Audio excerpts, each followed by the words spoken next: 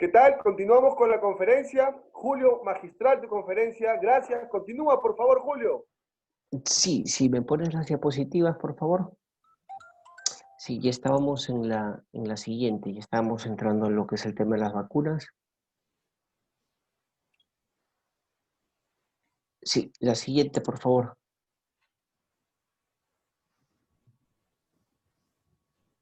Sí, eso es. Bueno, pues entonces, estábamos hablando ya entrando al tema de la vacuna. Una vacuna ideal, ¿qué requisitos debe tener? Lo siguiente, bueno, ser efectiva con una o dos dosis. Por ejemplo, la vacuna que se ha desarrollado en Rusia son 2 dosis las que se tendrían que dar. Eh, Luego, ¿qué otro requisito tiene que tener? Eh, que proteja a los grupos poblacionales prioritarios, personas adultas, adultos mayores, mayores de 65 años, personas que tengan comorbilidades, o sea, diabéticos, hipertensos, cardiópatas, inmunodeprimidos, que la protección por lo menos tenga 6 meses, que la vacuna por lo menos pueda proteger de contagio durante 6 meses. Pues, por ejemplo, la vacuna rusa dicen que puede proteger al menos 2 años. Todavía todo está en estudio, no hay que apresurarnos a decir, oye, ya salió la vacuna rusa, la vacuna china, no. Realmente ya, como les comenté bueno, hace unos minutos, hasta que tengamos una vacuna por lo menos efectiva, ya comprobada, por lo menos tendrán que pasar 4 o 5 meses, 6 meses más, ¿no? ¿Qué más? La vacuna tiene que tener capaz de reducir la transmisión comunitaria, pues otro requisito importante, fundamental, y básicamente eso serían y susceptible de ser producida a gran escala, a un coste asequible y en un tiempo limitado, ¿no? Eso es importante, estamos hablando de que la vacuna, pues oye, en teoría tendría que llegar a a la gran mayoría de la población a nivel mundial. Entonces, ¿esto qué quiere decir? Que la vacuna a, se tiene que producir a una escala pues, importante y que tiene que tener un coste bajo, ¿no? Para que países pues, subdesarrollados, del tercer mundo, pues la puedan adquirir, porque si es una vacuna cara, indudablemente pues eso limitaría a gran parte de la población mundial a tener para tener acceso a la inmunización. Siguiente diapositiva, por favor. Bueno, pues aquí en esta diapositiva vemos a fecha 21 de julio, o sea, prácticamente hace un mes, todas las vacunas, todos los proyectos que habían. Habían básicamente 140 estudios, 140 vacunas que estaban a nivel, en fase cero, por llamarlo así, ¿no? Luego vemos que ya en fase uno habían 18 vacunas, fase 2 pues 12 vacunas, fase 3 que en la fase 3 pues está la vacuna rusa, por ejemplo, está la vacuna eh, la vacuna de Oxford, que si mal no recuerdo, una vacuna también americana, norteamericana, estadounidense, Moderna también está en fase 3. Entonces hay una vacuna china por ahí también, entonces ya se están desarrollando vacunas, pero como les vuelvo a insistir, todavía la vacuna no va a llegar, por lo menos hasta el próximo año, ¿no? Siendo muy positivos. Siguiente diapositiva, por favor.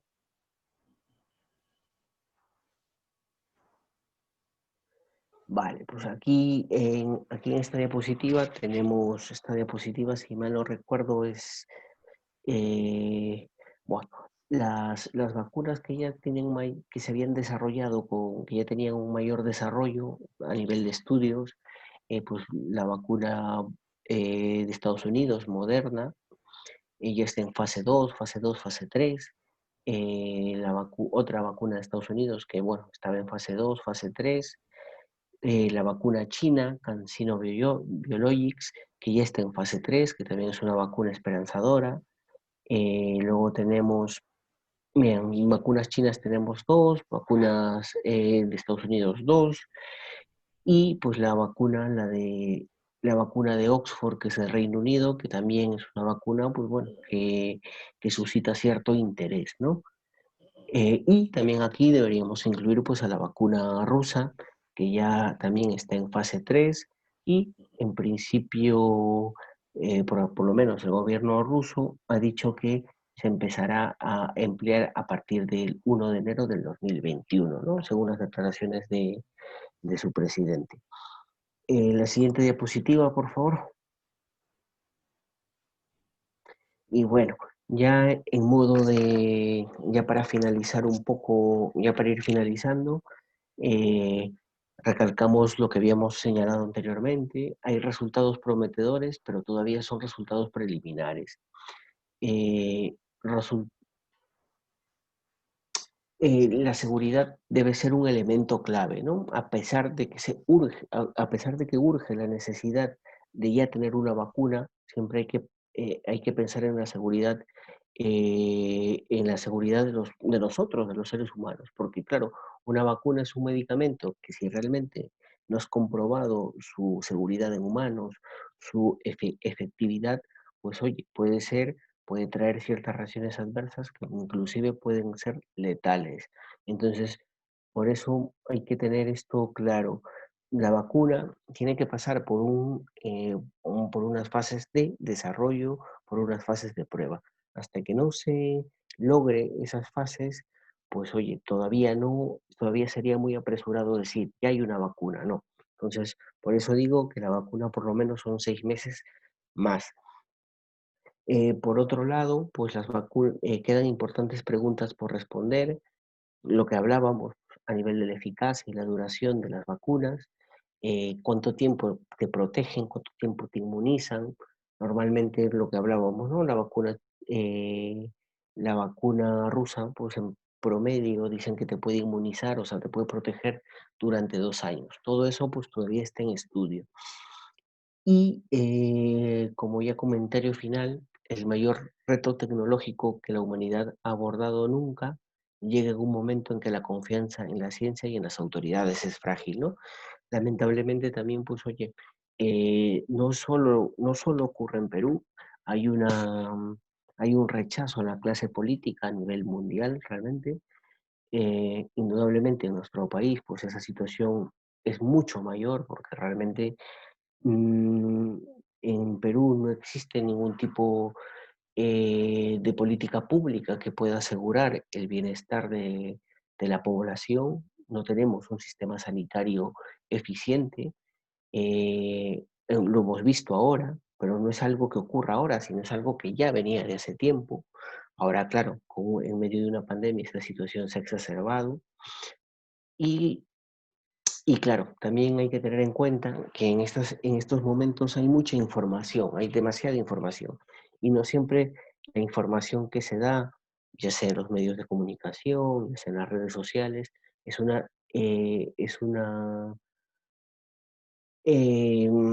no es una información verídica, ¿no? Entonces siempre hay que tener mucha cautela con lo que uno lee, con lo que uno está revisando, porque bueno, estamos viendo que hay muchas corrientes, hay muchos movimientos que están negando la existencia del virus, que están negando que las mascarillas protejan, que están negando una serie de cosas, una serie de situaciones que creo que ya en estos momentos ya son prácticamente innegables, ¿no? Entonces eso también queda la reflexión, siempre hay que buscar, siempre hay que buscar una información que sea verídica, bueno, que sea veraz, fidedigna y que, bueno, pues que esté en relación a los avances científicos. Y bueno, con eso me despido, espero que haya sido eh, una charla que, bueno, les pueda ayudar a entender un poco más la magnitud de esta situación. Muchas gracias y nada. Julio, gracias. Julio es un gran médico y hoy ha venido a aportar con su conocimiento, a dilucidar no solamente desde el aspecto de la salud como profesional en la medicina, sino también respecto a las políticas de Estado y nos ha hecho, lógicamente, un análisis de la salud en el Perú, la salud en España. Es muy importante este aporte. Julio, gracias por venir y yo sugiero que estés presente siempre, todas las semanas, siempre que tu tiempo pues no lo amerite. Gracias Julio por estar hoy con nosotros. No, gracias a ti y gracias a todos por brindarme este espacio y bueno, creo que estamos en el mismo camino de tratar de construir una nueva sociedad y pues tratar de salir eh, de esta situación tan complicada en la que nos encontramos actualmente. Gracias a todos. Y bueno, si tienen alguna pregunta, quedo, eh, quedo totalmente abierto a que la puedan hacer. Claro, va a haber una rueda de participantes después de que voy a darle el pase al doctor Hernán González. Doctor Hernán, por favor.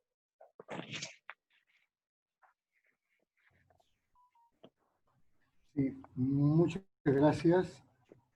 Bueno, saludar la intervención del doctor Julio Rivera, como también la de Fernando, la presencia de Jorge, y en fin, otros compañeros que Dianela. Me parece muy interesante los temas que se están tratando. A mí se me ha pedido que aborde cómo se da el comportamiento de los actores políticos, ¿no?, en relación con lo que significa el tema del COVID. Pero antes de eso me parecía necesario ubicar algunos aspectos que son de contexto. Hace muchos años, yo recuerdo que con Fernando comenzamos a hablar cuando vimos muchos cambios que se venían suscitando, ¿no?, en el mundo. Después de una tercera revolución tecnológica, observábamos, antes de ingreso a la cuarta, la existencia de lo que se llamaba en aquel momento el hombre planetario.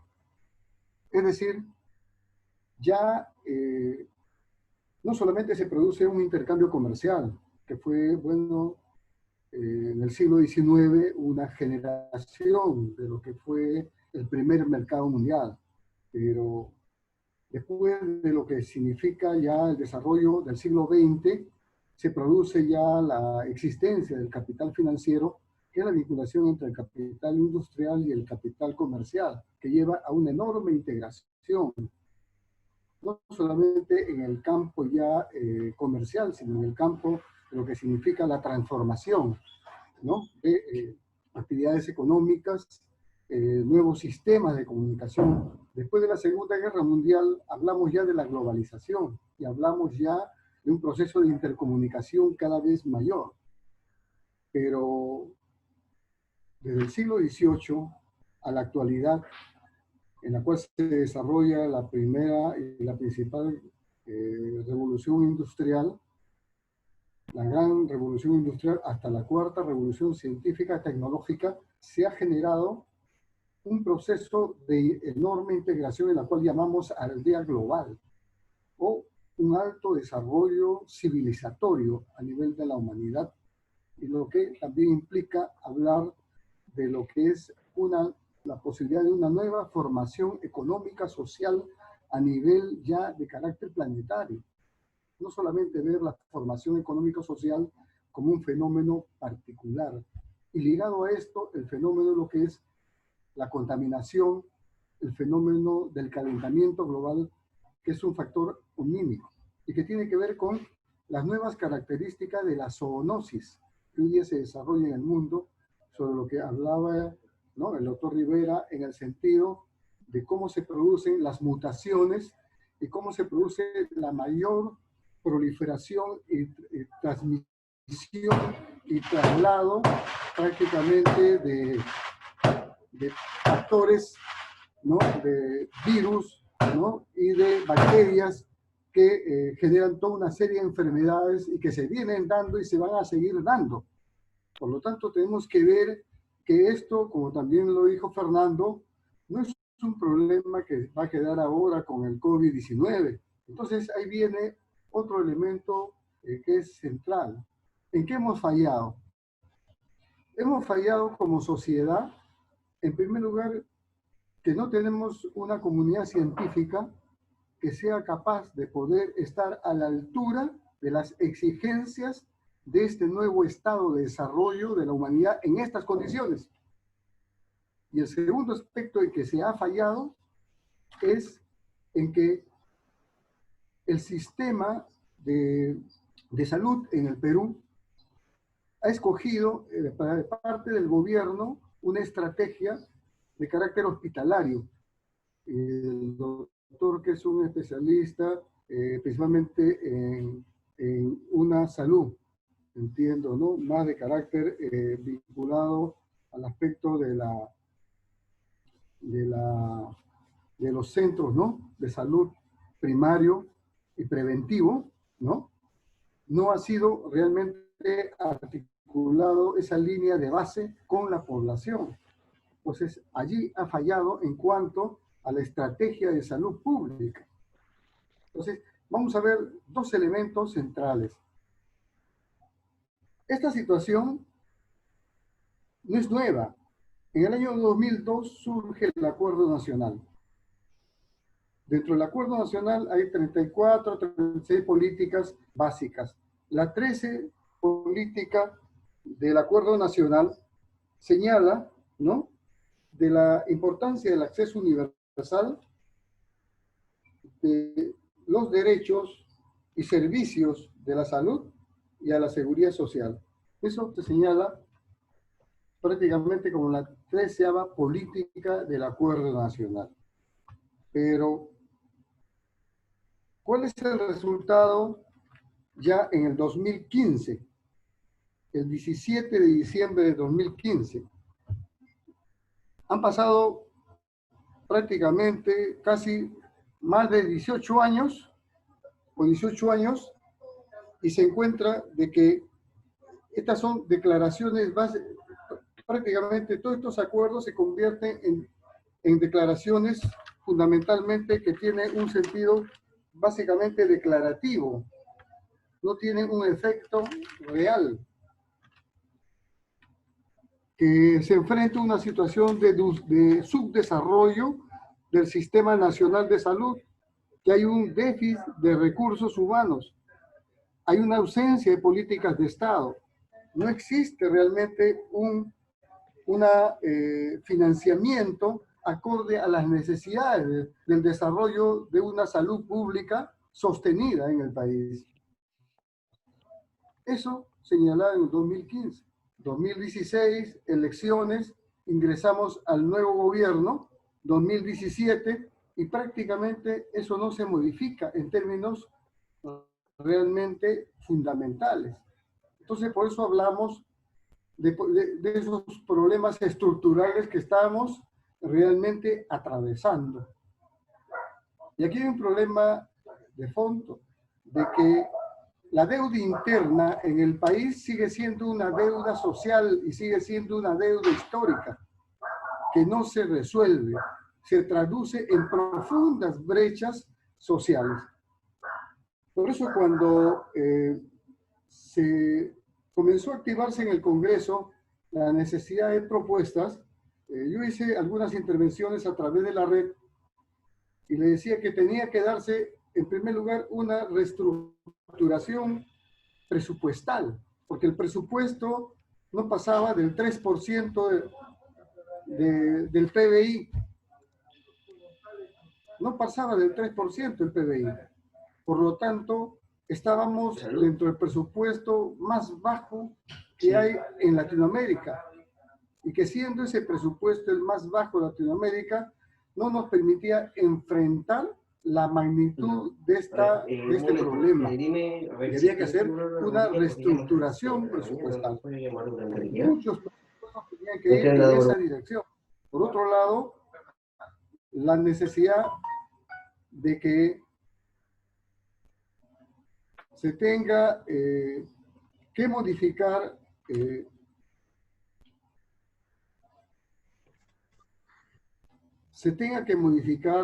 en esa reestructuración presupuestal la necesidad de la eficiencia y la capacidad de gasto, y también que tenga que efectuarse un sistema de control para lograr que realmente estos presupuestos no sean realmente amasados por la corrupción. Y ahí vamos a encontrar que también todas las características de un Estado anómico de la institucionalidad que tenemos en el país se vuelve a evidenciar. En ese momento el Congreso informa de que el 14% de la ejecución del presupuesto de salud, y se informa que de lo que se asignó, del 12% del PBI, solamente se gastó el 13.6%. Pero de ese 12% del PBI todo ha ido para salud, no, fue solamente el 0.28%. Es decir, una escasa inversión en salud, mínimo en salud. Una desatención real y una incapacidad de gasto. Sumado a eso, la falta de sistema de control. Hubo también todo un debate a nivel del Congreso respecto a la necesidad de que se dé la relación entre el control, que participe el Congreso, la Contraloría General de la República en el control concurrente. Se aprobó el control concurrente. Después de mucho yo también intervine y planteé de que debería aprobarse el control concurrente. Inicialmente el Congreso no estaba de acuerdo y se aprobó el control concurrente. Pero ¿cuáles son los resultados si la corrupción prácticamente ha hecho mal uso de todos estos recursos? Hay esta ineficiencia en la capacidad de gasto. ¿Dónde está el control concurrente? Quiere decir que nuestro sistema de control en el país está totalmente deficiente, ¿no? E incapaz para poder realmente remover toda esta situación de entrampamiento. Entonces, bueno, después se presenta, bueno, inevitable una situación que, conforme también aquí se ha señalado, hemos llegado a ser el país con la más alta tasa de mortalidad, con la más alta tasa de mortalidad en el mundo. Porque una cosa es lo oficial, conforme lo ha señalado el autor, estábamos entre el segundo y tercero, entre un 42%, frente a Estados Unidos un 46%, estábamos más o menos en un rango de un tercer lugar. Pero cuando realmente empezamos a sincerar la cantidad de fallecidos, que llevamos a más de 47,000, realmente la tasa de mortalidad es asombrosa, más del 140%. No hay país, ni Estados Unidos, llega a ese, salvo que ellos estén encubriendo su información, pero realmente no llegan a esa tasa de mortalidad, una alta tasa de mortalidad. Lógicamente que se ha tratado de manejar, al parecer, con la finalidad de repente, de evitar que se genere un pánico social. Pero la realidad no puede ocultarse. Hay en la población una gran desesperación. Entonces, esto lógicamente ha desgastado al gobierno y obligó al cambio del gabinete. Y el cambio del gabinete, primero el señor Cateriano, ¿no? No le dan el voto de confianza, y todos los partidos políticos, hasta donde tengo entendido, criticaron la propuesta de solo centrarse en la reactivación económica y no poner por delante la salud pública. Va el ministro y plantea, en cierta forma, tratando de reordenar, ¿no?, esa estrategia, planteando ir hacia una estrategia mucho más integral, lo cual sería positivo si eso realmente se lleva adelante con fuerza, en el sentido de que se aplique no solamente el incremento en la capacidad hospitalaria, sino también en la red que tiene que ver con lo que es ¿no? La red de salud básica con la población.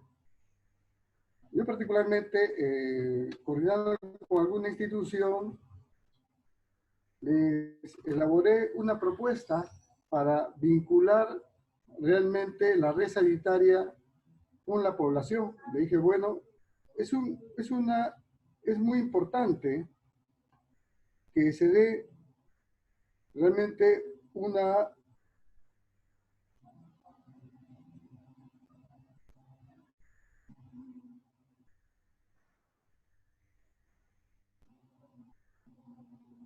le decía, tres lineamientos básicos que tienen que ver con acciones. Uno, la necesidad de una responsabilidad compartida. Por otro lado, la necesidad de proteger el Frente de Salud Comunitario. Y en tercer lugar, la necesidad de la vigilancia y apoyo comunitario de salud.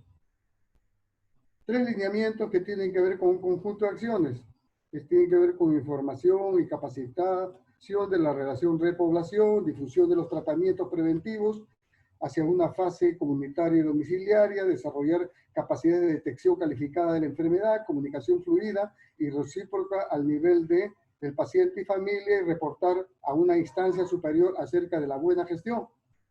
En protección de los frentes de salud comunitario, conformar el comando comunitario con personalidad y autoridades comunitarias que cuente con la asesoría de un especialista en protección, protocolos y intervención primaria, y en vigilancia y apoyo, establecer una estructura descentralizada con autoridad comunitaria, registro, autoridad regional, comando nacional, MINSA, todo debe tener una codificación de responsabilidad. Esto, luego después se recibe una información que han establecido también ya un programa, tienen una red, hay una resolución emitida, ¿no? Y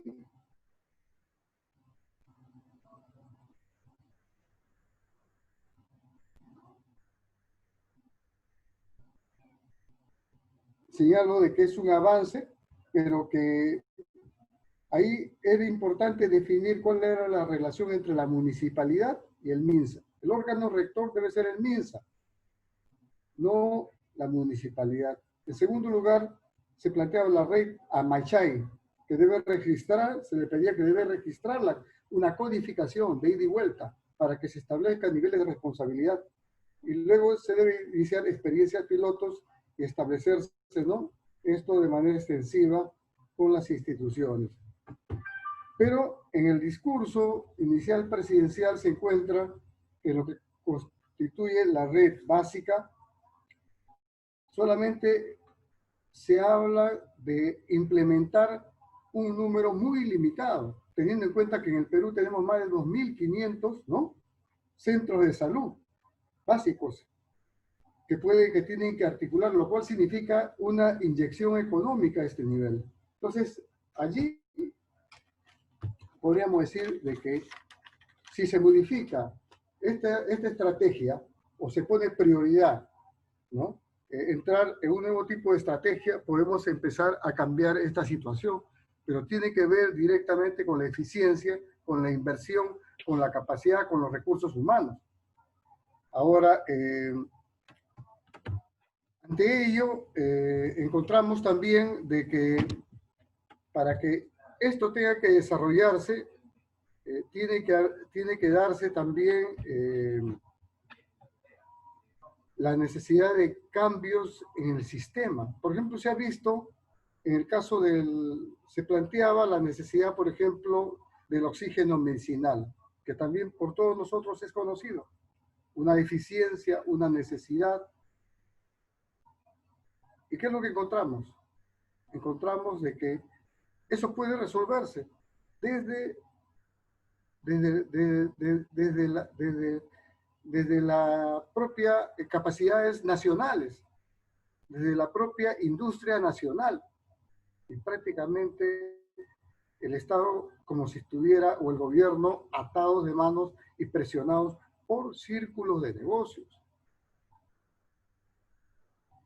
Se habló de que el interés de 2 empresas o 3 empresas que monopolizan el oxígeno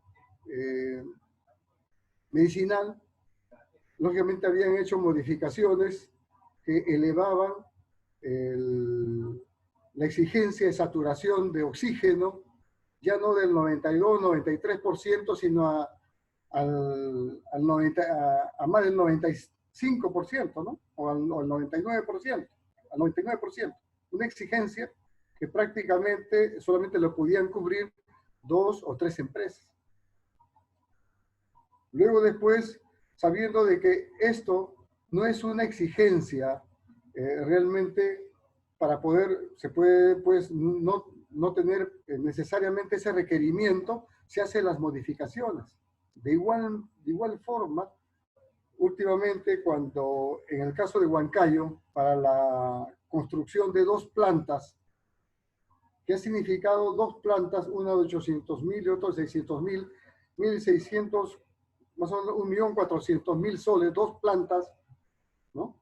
Inicialmente, ¿cuáles fueron las trabas? Las trabas eran de que las exigencias para esas plantas tenían que acceder a una tecnología de punta.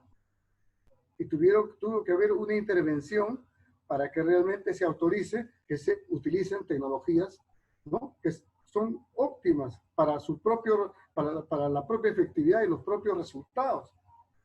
Es decir, estamos envueltos en círculos de negocios, en parámetros, en exigencias y en requisitos que prácticamente sirven en un determinado momento para impedir el desarrollo interno, el desarrollo nacional. Y por otro lado tenemos un descontrol de las instituciones que sirve a grupos de negocios que prácticamente utilizan el Estado para beneficios, y la corrupción. Y ahí, ¿eso qué quiere decir? Que el Estado, como tal, ha sido arrinconado por estos círculos de negocios, donde están metidos los principales dueños, los principales consorcios, los principales grupos. Ellos son los que han arrinconado propiamente el Estado. Yo leía, por ejemplo, un trabajo que hizo Raúl Wiener, y en ese trabajo, por ejemplo, hace mención a un artículo 128 de la Constitución del 79, y señalaba de que, dice, los bienes públicos cuyo uso de todos no son objeto de derecho privado. O sea, los bienes públicos que son de uso público no son de derecho privado. Es decir, la importancia que tienen estos bienes que son de uso público, la importancia de proteger estos bienes de uso público, la necesidad de que el Estado tenga que salvaguardar esos bienes de uso público, que no deben tener, ¿no?, prácticamente bienes que tengan uso de carácter privado o de negociación privada, como se han desmantelado, como por ejemplo recursos del Estado que se han invertido en hospitales. Han quedado inconclusos, han quedado inoperativos, falta de implementación. Hay un plan que cuando ingresa Ollanta al segundo año se planteaba la construcción de un hospital en cada una de las provincias, y eso quedó inconcluso. Un déficit total de infraestructura hospitalaria, porque justamente ahí entraron los círculos de negocio. Entonces, ese es un gran problema que nosotros tenemos, que el Estado realmente ha sido arrinconado y lo que es la propiedad pública realmente ha sido prácticamente dejada totalmente de lado en cuanto a estos intereses. Se refleja que cada hospital debería haber tenido su planta de oxígeno y no lo tiene. ¿Por qué? Porque no se invierte en ello, porque son de bienes de uso público, porque es preferible contratar, es preferible servicios de terceros, es preferible terciarizar, porque ahí está realmente, ¿no? ¿Pero qué no lo puedo hacer? Entonces, tiene que haber una modificación constitucional en este sentido. Las reglas ¿Pueden modificarse? Sí, las reglas pueden modificarse. Pero el Congreso tenía que modificarlas. Como en un momento decía, por ejemplo, una reestructuración presupuestal que podía modificar por necesidad nacional. Podía establecerse el requerimiento de establecer un impuesto que tenga que ver con lo que significa la necesidad de un impuesto extraordinario de aquellos que han obtenido ganancias extraordinarias y que han seguido manteniendo ganancias extraordinarias para un fondo de enfrentar este problema de salud. Sí, era posible. Pero ¿a qué se ha recurrido? Se ha recurrido a un endeudamiento de más de 11.000 millones de dólares. Y prácticamente los recursos del Estado están prácticamente, de una u otra forma, han sido comprometidos, ¿no? Bajo otros intereses. Entonces, vamos a enfrentar un problema no de hoy, es un problema a futuro. Es decir, las reglas pueden modificarse, sí pueden modificarse, pero sobre eso, el Congreso tiene voluntad para unificarse en torno a esas reglas, en torno a reglas que modifiquen esa situación, no se encuentra. ¿Por qué? Porque ahí intervienen círculos de negocios, círculos de interés. Entonces, es allí donde está la principal dificultad. Entonces, se necesita, por lo tanto, que exista una nueva correlación de fuerzas. Y aquí viene la necesidad de que tengamos que ver que el proceso para cambiar esta correlación de fuerzas no es un problema solamente electoral. Muchos hemos criticado que, por ejemplo, el Congreso, ¿no? En la población criticaron de que el Congreso no le haya dado el voto de confianza inicialmente, ¿no? al señor Castellano. Pero el que no le ha dado el voto de confianza, realmente planteando el tema de salud,